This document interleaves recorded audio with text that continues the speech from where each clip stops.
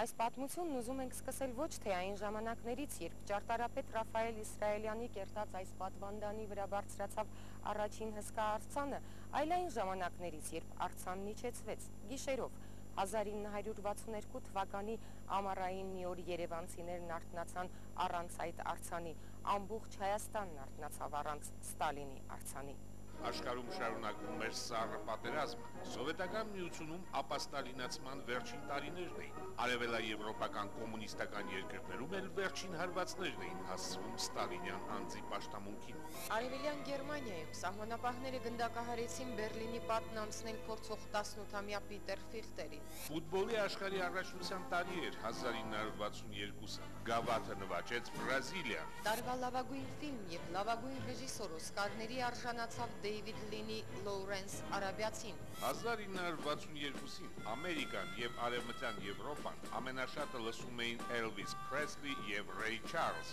Բիթլզը թողարկեց իր առաջին սինգլը։ Հայաստանը ջերմորեն ծափահարում էր Անուշի նոր բեմադրությանը։ Գոհար Գասպարյանն էր բեմ բարձրացել Անուշի հյուսքերով։ Մամուլը հեղեղված էր նրա արվեստի ու ձայնի մասին ամենաբարձր գնահատականներով։ 1962-ի ապրիլի 30-ի գիշերը Ստալինի հսկայական արձանը երևանցիներից թաքուն իջեցվեց հաղթանակ զբոսայգու պատվանդանից։ Զարմացան, որ Ստալինը տենց հաջող ընկավ եւ սկսեցին կտրտել։ Հաջորդ օրն արդեն Երևանում մայիս 1-յան շքերթ էր։ Ժամանակակիցներն այնքան էլ լավ չեն հիշում։ 62-ի գարնան վերջն էր արդյոք, թե արդեն ամառ։ Շատերը հիշում են, որ ֆուտբոլի աշխարհի առաջնության օրերին էր հաստատ։ Ոմանք, որ թեժ քննաշրջան էր, երբ առավոտյան արթնացան ու սկսեցին իրար ցույց տալ։ Յախ, այս արձանն ուր է։ Երևանն այն ժամանակ այնքան էլ բարձրահարկ չէր, ու ավելի հեշտ էր նկատելը, որ քաղաքի ամենաբարձր կետից իրենց հսկող հայացքը անհետացել է։ Մայիսի 1-ին ես ուշացած գնացի շքերթի, որտեղ մինչև գնացի տուն ինձ կարգի բերեցի։ Ու մեր աշխատակիցները առաջի հերթին զարմացած ասում էին. «Ընկեր Հակոբյան, տեսել եք, բանը չկա, Ստալինի արձանը դատարկ է»։ Ասում ոչ թե տեսել եմ, մասնակցել եմ եւ գիշերը մենք դա հանեցինք, որովհետեւ արդեն սովետական միությունում բոլոր տեղերում հանել էին։ Մոտ 7 տոննա միայն պղից պարունակող ու 16.5 մետր բարձրություն ունեցող արձանի փափուկ բայրեջքի համար ամեն ինչ նախապատրաստված էր։ Գերաններ, ավտոմեքենայի մի քանի 100 անվադող, 2 տանկ։ Մոնտաժնիկները բարձրացան մեջքի մասից մի քիչ վեր, այնպես որ նա ոչ հորիզոնական գալ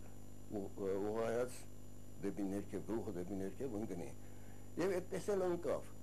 Երբ որ կտրտում էինք, մենք անհանգստացած էինք, որ գլուխը չերևա, չկար։ Ամենավերջում, որտեղ ընկել էր գլխի վրա, չփչացնելով ֆասադի ոչ մի քար, եւ հետո վերջում գլուխն էլ հայտնաբերվեց։ Արձանի գցելուց հետո վերջում մի որևէ բան հիշատակ ուզեց արվեստին, վերցեցի պագոնը, որը հետագայում իմ բնակարանի տեղափոխման ժամանակ տենց էլ անհայտացավ եւ չիմացա, կորսվեցի ամենայն դեպս։ Կարլեն Հակոբյանը այն ժամանակ Երևանի առաջին տրեստի ամենամեծ թիվ 3 շինվարչության պետն էր եւ նրան էր հանձնարարված ղեկավարել ապամոնտաժումը մի գիշերվա ընթացքում։ Գիշերվա հանելու նպատակը նա էր, որպեսզի ուշադրություն չդարձնենք ազգաբնակչության եւ հետո ավելորդ խոսակցություններ չլինի, եւ դա շատ ճիշտ էր։ Ժամանակակիցները տարբեր պատմություններ են լսել այս մասին։ Ինժեներ ճարտարապետ Սերգեյ Պետրոսովը չգիտի որքանով է ճիշտ, բայց այսպիսի բան է կարդացել։ Արձանը ընկավ, այդ ժամանակ Տորոսը կտրվել էր, որից հետո խփեց այդ Տորոսը 2 զինվորի, մեկը մահացել է տենց տեղում։ Զինվորներ էին բերել, որ բարձեն։ Այդ բարձելու ժամանակ Գերանը մյուսին դրած, մյուսին դրած, գցելու ժամանակ գլուխը ցավացրել էր, ու այդտեղ հերթապա բանով, մեքենայով տարան հոսպիտալ, թե հենց իրենց գնդի հոսպիտալ, ու տարածվել էր, թե այնտեղ մարդ է մահացել, մարդ չի մահացել։ Ստալինի արձանը հանել են 62 թվին, Հայաստանը չգիտեր, որ 57 թվին պիտի հանեին։ Ամերիկա Միացյալ Նահանգներից երբ որ եկավ իմ աներոջս եղբայրը, ասել են, քանի որ արձան դեռ չեն հանել, եկեք գնանք նկարվենք, այդ նկարը կա։ Ու նա մահանում է, հենց 58 թվին, թե 59 թվին մահանում Ամերիկա Միացյալ Նահանգներում, հետո Ստալինի արձանը հանում են 62 թվին։ Պատկերացնում եք, ինչքան տարբերությամբ։ Մեր հայերը ուշ են իմացել, իսկ այնտեղ հայերը 7 տարի առաջ են իմացել։ Սփյուռքահայ մամուլն իսկույն գրեց արձանը հանելու մասին ու թե կտորները նետված են Զանգու գետին մեջ։ Սովետական թերթերը ոչինչ չգրեցին, բայց Սովետական Հայաստան թերթի մի տարօրինակ համար է լույս տեսել 1962 թվականի հուլիսի 27-ին։ Զույգ էջերը նվիրված են Երևանին առանց հատուկ առիթի, իսկ վերջին էջի լուսանկարը, որի մակագրությունն է «Քարին բացված, քարե ծաղիկ իմ նոր Երևան», ասես հատուկ է տպված։ Այնտեղ ոչ մի կերպ չես տեսնի, որևէ արձան կա, թե չկա։ 1950-ին, երբ նշվում էր Հայաստանի սովետականացման 30-ամյակը, մեծ հանդիսավորությամբ ու պաշտամունքային բառաբաշարում ոչինչ չխնայող ելույթներով տեղի էր ունեցել այս արձանի բացումը։ Հայր եւ ուսուցիչ բնորոշումների կողքին Ստալինի մասին հայտնվել էր անգամ գիտության մեծագույն կորիֆեյ գնահատականը։ Ասում են, Ստալինն ինքն էլ էր մի անգամ եկել տեսնելու իր ամենամեծ քարե նմանակին սովետների երկրում։ Գալիս էին Վրաստանից էլ։ Միջում անցել կազմում Արագիր ռեստորանում։ Եվ միշտ տեսնում էի, թե ոնց վրացի ընկերները գալիս էին այդտեղ, որպես ուխտատեղ, համ արձանը տեսնելու եւ շնորհակալ էին, որ Հայաստանում ինչ է մի պահպանվել է։ Դա սովետական միության մեջ ամենամեծ հուշարձանն էր Ստալինին նվիրված։ Եվ հիանալի երգում էին։ Ավելի քան 11 տարի Լենինի ու Ստալինի երևանյան արձաններն իրար դեմ դիմաց էին։ Երկուսն էլ կերտել է հռչակավոր Սերգեյ Մերկուրովը։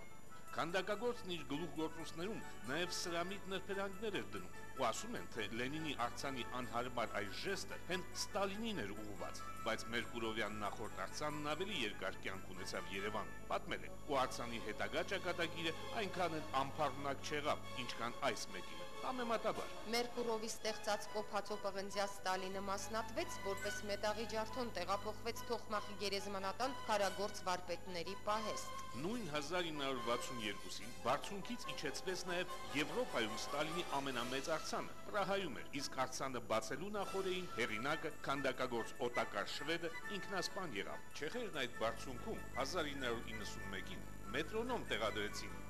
իսկ 96-ին, երբ Մայքլ Ջեքսոնը համերգ էր տալիս Պրահայում, մի քանի օրով այստեղ բարձրացրեց իր 10 մետրանոց արձանը։ Երևանը ճարտարապետական այլ հնարք ընտրեց։ Ու շատ ավելի վաղ Ռաֆայել Իսրայելյանի կերտած պատվանդանի վրա 1967-ին բարձրացավ պղնձաձույլ Մայր Հայաստանը։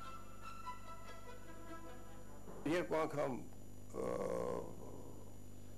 բանը եղել է, կոնկուրսը եղել է, բայց լավագույնը չի ընտրվել։ Բայց վերջապես Քոչինյանը համաձայնվել է, որ տեղադրվի Արա Հարությունյանի արձանը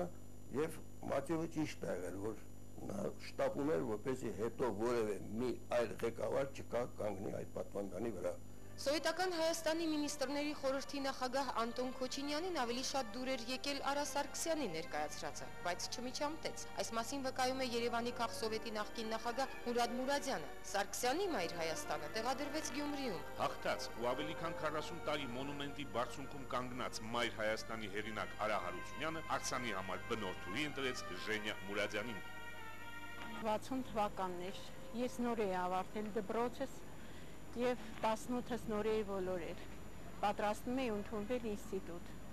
Այդ օրը շատ շոկ ամառվա օր էր, մայրիկիս հետ գնացել էինք բանջարեղենի խանութ լոլիկ առնելու։ Հերթի մեջ ես նկատեցի, որ մի միջահասակ մարդ ճաղատ դեմքով, շատ այսպես բեղերով, նայում է իմ վրա, երկար սուր հայացքով։ Խոչապի մատնվելով ես դիմեցի մայրիկիս, ասելով, որ ինչու ես մարդը իմ վրա այդպես նայում է։ Նա էլ էր նկատել և ինձ առաջարկեց հեռանալ այդտեղից։ Մենք հեռացանք արագ քայլերով, մեր հետևից զգացինք, որ մեկը գալիս է։ Հետ նայելով տեսանք, որ նույն մարդն է, որը հետևում է մեզ։ Նա ներողություն խնդրեց, ներկայացավ և ասաց, որ ինքը Արա Հարությունյանն է, քանդակագործ և ստացել է պետպատվեր, որ պետք է քանդակի Մայր Հայաստանի արձանը։ Եվ ես դիմագծերով շատ նման եմ իր պատկերացրած կնոջ կերպարին։ Խնդրեց մայրիկիս, որ թույլ տա ես գամ իր արհեստանոց։ Այն ժամանակ այդ բաները չէր այդպես ընդունվում և մայրս հրաժարվեց։ Համենայն դեպս նա թողեց իր հեռախոսի համարը, մտածելով, որ մենք կարող է մտկափող լինենք, և մենք եկանք տուն, պատմելով այդ իրադեպը, Իմ եղբայրս, որը սովորում էր այն ժամանակ Թերելեմեզյանի ուսումնարանում, ասաց, որ դա իր դասախոսն է, իրենց դաս է տալիս, ինքը ճանաչում է իրան եւ պետք չի խոչապի մատնվել, հարկավոր է չմերժել, գնալ իր արհեստանոց։ Եվ այդպես էլ թիկնապահով, այսպես ասած, ես գնացի իր արհեստանոցը։ Ժենյա Մուրադյանի պատմելով քանդակագործը աշխատելիս լուռ էր, մեկ-մեկ հարցեր էր տալիս, իսկ երբ քանդակը պատրաստ էր, ես այցելեցի իր արհեստանոցը, որպեսզի տեսնեմ պատրաստ վիճակում, գիպսի տարբերակով։ Եվ շատ զարմացա, որտեղ նայելով հայրի մեջ իմ հոնքերը միացրած չէր, իսկ Մայր Հայաստանի հոնքերը միացրած էր։ Ես դիմեցի վարպետին հարցնելով, թե ինչու է հոնքերը Մայր Հայաստանի միացրած, նա ինձ բացատրեց, որ չէ որ ինքը քանդակել է մի հզոր, հպարտ, ուժեղ, վճռական կնոջ կերպար, որը պատրաստ է պաշտպանել իր երեխաներին, իր հայրենիքը, դա Մայր Հայաստանն է, որը չի վախենում թշնամուց։ Տիկին Ժենյայի կերպարը շատ ավելի նրբակերտ է, քան Մայր Հայաստանի քարե կերպարն է։ Կանգնեցնելուց հետո, երբ արձանը արդեն պատվանդանին դրված էր, չէր լինում նայել, բավականին բարձր էր եւ շատ հետարքիր, շատ գեղեցիկ հզոր կնոջ արձան էր։ Եվ ես շատ զարմացա, որովհետեւ տեսա Վահան եւ Թուր ձերքում Մայր Հայաստանի։ Դիմելով նորից քանդակագործին, թե չէ որ սկզբնական շրջանում Թուրն ու Վահանը չկար, նա ինձ բացատրեց, որ դա չէ որ նվիրված էր հաղթանակի կապակցության 45 թվին մենք հաղթանակ էինք տարել եւ Մայր Հայաստանը արդեն վայր է դրել Վահանը, պատրաստ է խաղաղ կյանքի, խաղաղ անցնելու աշխատանքի։ Նրան բերեց սկզբնական ժամանակ Թուրը վերև է պահած, հետո ես իրանց է Թուրը պետք չի այդպես միգուցե, դա Վայնստեյնի տպավորությունը թողում, ինքը իջեցրեց, հետո վերջում ընտրեցինք այդ տարբերակը, որ դնում է Պացյանը, բայց ոչ լրիվ, որ առայժմս խաղաղ ժամանակներ են, իսկ եթե պետք լինի, Թուրը անմիջապես կհանի։ Ժենյա Մուրադյանի, ինչպես եւ շատ երևանցիների կարծիքով, արձանի ճակատին ոսկե շրջանակ է։ Կարլեն Հակոբյանը, որը 67-ին արդեն Երևանի քաղաքխորհրդի նախագահի տեղակալ էր, այդպես չի կարծում։ 50-ամյակի բանում, հուշարձանում, այնտեղ սուսալնի ոսկով պատած է։ Այդ ոսկին էլ ես եմ գնացել բերել քաղաքային Սովետից Մոսկվայի առաջի տեղակալի Պաշչենկոյի մոտ։ Մայր Հայաստանի գիպսե կիսանդրին քանդակագործը նվիրել էր բնորդուհուն, մայրիկը արգելել էր վերցնել, ու տարիներ հետո արվեստանոցից տեղափոխելիս այն փշրվել գնացել էր։ Ժենյա Մուրադյանն առաջներում ամուսնուն իր զավակներին միայն հպանցիկ էր ասում, որ արձանը կերտվել է իր նմանությամբ։ Ինչ իմանաս, սովետական տարիներ էին, բայց սովետական տարիներին թե անկախության միշտ կապ եմ ունեցել այդ քանդակի հետ, միշտ հետևել եմ նրա իրավիճակը, լույսերը վառվում են թե ոչ, անգամ գիտեմ երբ են լույսերը անջատում 2-ին գիշերվա, անջատում են, հետևում եմ, երբ են անջատում, երբ են միացնում, եւ կապ կա այդ քանդակի եւ իմ միջև։ Կյանքի դժվար պահերին ես ուժ եմ ստանում, իրոք մտածելով, որ կործանվելու շեմին են, մտածում եմ, որ չէ որ ինձանից են քանդակել Մայր Հայաստանը եւ ես պետքա իրանման հզոր լինեմ, կայուն լինեմ, հպարտ լինեմ եւ կարողանամ հաղթահարել դժվարությունը եւ իրոք այդ կապը կա իմ ու քանդակի մեջ։ Նա ես ձեզ ասեմ, որ դարձել է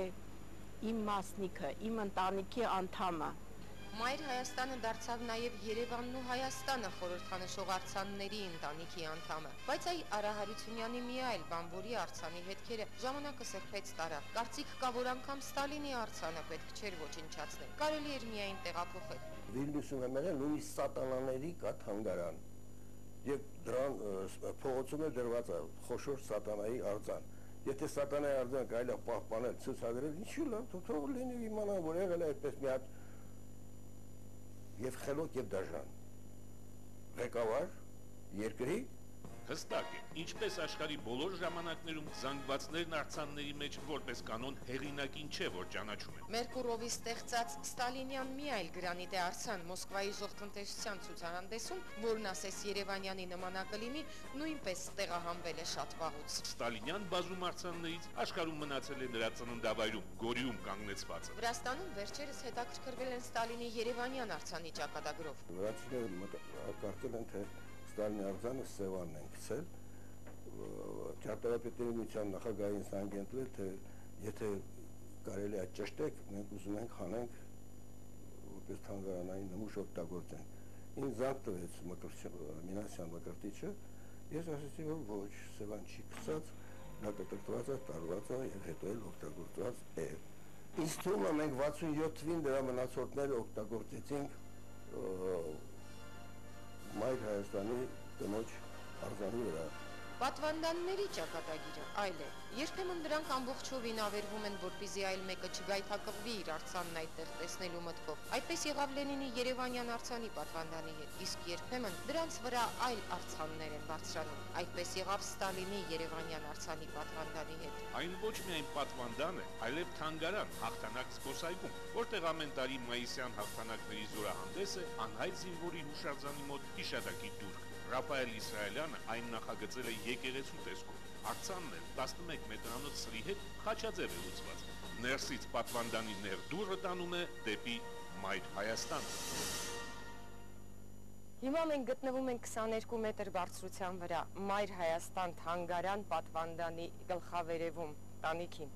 Իսկ մեզանից վերև արդեն սկսվում է Մայր Հայաստան արձանը։ Տասնամյակներ շարունակ Երևանն արթնացել է այս արձանի հայացքի ներքո եւ այս արձանը միշտ արդիական է։ Իսկ ժամանակավոր արձանների ճակատագիրը տեսնում ենք, թե ինչ է լինում, թեկուզ դրանք կերտած լինեն հանճարեղ քանդակագործներ։